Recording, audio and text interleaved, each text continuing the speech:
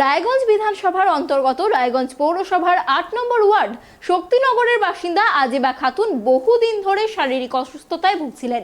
এই কথা জানতে পেরে রায়গঞ্জের বিধায়ক তথা পিএসসি চেয়ারম্যান কৃষ্ণ কল্যাণী তৎক্ষণাৎ সেখানে যান এবং তাকে একটি হুইল চেয়ার প্রদান করেন।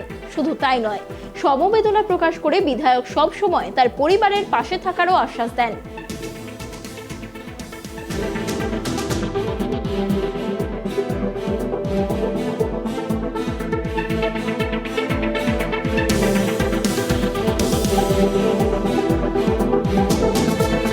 দেখুন, এখানের ইনার ব্যাপারটা আমি জানতাম না। আমাদের যে কর্মী রয়েছেন, হ্যাঁ, তারা আমাকে অবগত করালেন। আমি দুদিন আগে জানতে পেরেছিলাম যে এমনি একজন মহিলা আছেন যে দীর্ঘদিন ধরে ওনার প্যারালাইসিস হয়ে যায়, আজ থেকে 15-16 বছর আগে।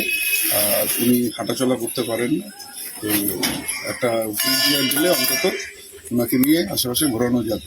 তো আমি সেটা শুনে আমি তারপর আজকে হুইল চেয়ার নিয়ে এসেছি, ওনাকে বিতরণ করলাম।